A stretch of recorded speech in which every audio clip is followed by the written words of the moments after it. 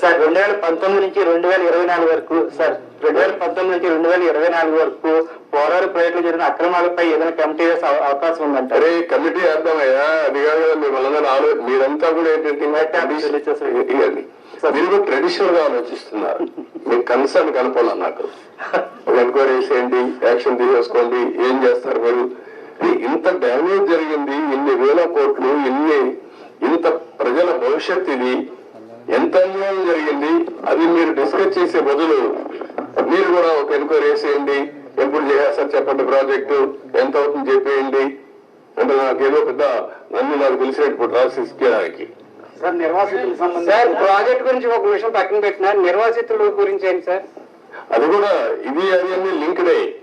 Project కట్టకపోతే డబ్బులు ఇవ్వలేరు కదా, గవర్నమెంట్ ఆఫ్ ఇండియా కూడా ఇవ్వదు కదా, వాళ్ళకు అన్యాయం జరిగింది కదా, రోజు రోజు పెరిగిపోతుంది ఖర్చు కూడా. మళ్ళీ ఇప్పుడు వాళ్ళకి అప్పుడే కానీ ఇచ్చుంటే తక్కువ అమౌంట్ అయ్యేది, రోజు రోజు అమౌంట్ పెరిగింది, ఆర్&ఆర్ పెరుగుతా ఉంది, ల్యాండ్ ఎక్విజిషన్ పెరుగుతా ఉంది, వెరీ కాంప్లికేట్ చేసేసారంటాను ప్రాజెక్ట్ ని.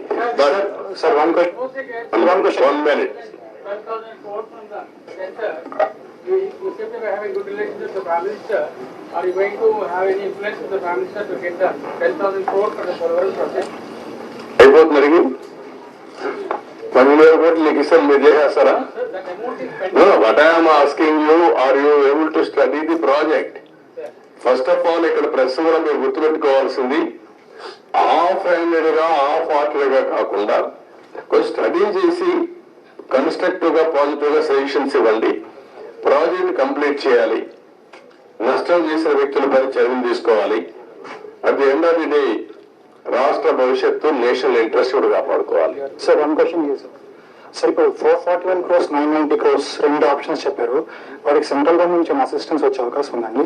వాట్ ఐఎమ్ సేయింగ్, ఇంత డ్యామేజ్ వాళ్ళు ఏమి చెప్పారు, ఏం చెప్తారు, ఇంతలో మాట్లాడలే కదా. నేను సీఎంఏ మొన్నే ఫస్ట్ విజిట్ వచ్చాను, అర్థమైన కూడా అర్థం చేసుకున్నాను. ఇప్పుడు వాళ్ళతో మాట్లాడి దీన్ని ఏ విధంగా ఫైనలైజ్ చేయాలి. అకౌంట్ మంత్రిలో మారాడు, లాస్ట్ టైం ఉన్న మంత్రి ఇప్పుడు లేడు, ఇదంతా కొత్త. కాస్త కూర్చో అందరికి మధ్య నేను ఒక్కడిగా సబ్జెక్ట్ కూడా ఉన్నానంతే. ముందు ప్రారంభించి ఇప్పుడు 4వ మంత్రి కేంద్రంలో, 3 మంత్రులు అయిపోయారు ఈ ప్రాజెక్ట్ వచ్చిన తర్వాత, 4th మినిస్టర్ వచ్చాడు ఇప్పుడు. ఇవన్నీ ఆల్ ప్రాబ్లమ్స్ ఉన్నాయి, బట్ ఏ విధంగా సార్ట్అవుట్ చేయాలో సీరియస్ గా తీసుకుంటున్నా.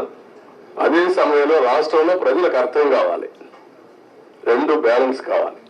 నేను అందుకే చెప్పాను, జగన్మోహన్ రెడ్డి లాంటి వ్యక్తులు రాజకీయాలకు కానీ ఒక నాయకుడిగా ఒక రాష్ట్రాన్ని లీడ్ చేయడానికి అర్హత లేదనడానికి ఇవన్నీ ఉదాహరణలు.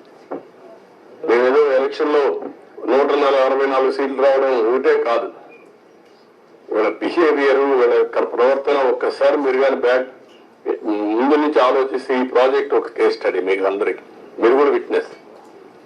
కనీసం ఇక్కడికి వచ్చి ఎప్పుడైనా ఈ 5 ఏళ్ళలో ఒక్కరోజైనా పుస్తకాలు పెట్టా, ఈ ప్రాజెక్ట్ ఏం చేశారు చెప్పారా? ఎక్కడా లేదు.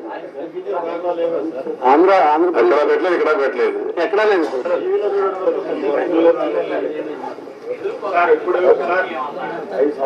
అఖిలపక్ష కమిటీ ఏం చేస్తారు? అఖిలపక్షం వేస్తా ఏం చేస్తారు? కసో తిరిగేసారు అంతే కదా. అది కాదు కదా ఇష్యూ, ఎట్లా పరిష్కారం చేయాలి?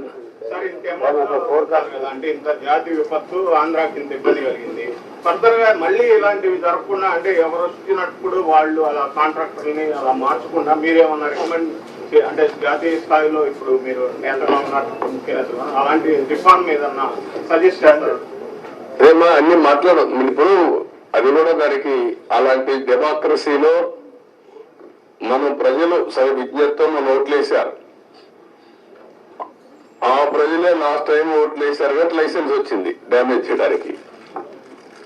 ఇదో కేసు అది అంతే. గవర్నమెంట్ ఆఫ్ ఇండియా చట్టాలు తేవడేముంది, అన్ని రాష్ట్రాలు తేలేరు కదా. ఒక రాష్ట్ర ప్రభుత్వం, కేంద్ర ప్రభుత్వం తప్పు చేసిన పనిష్ చేయాలి. ఎవరు పనిష్ చేయాలి? ప్రజలు పనిష్ చేశారు, సరిపోతుందా? 10 ఏళ్ళు కాదు, డబ్బులు ఎవరు డబ్బులు? ఇది tax payers money. Project safety ఇది థ్రెట్, అన్ని ఉన్నాయి. మాట్లాడదు. Thank you. సార్ మాకు మంచి సమాచార శాఖకి మానవతా విలువలు ఉన్న రాజశేఖర్ గారు అన్ని ఇస్తారు, ఎప్పటికప్పుడు ఇస్తారు, మీకు ఏమి కావాలి ఇస్తారు.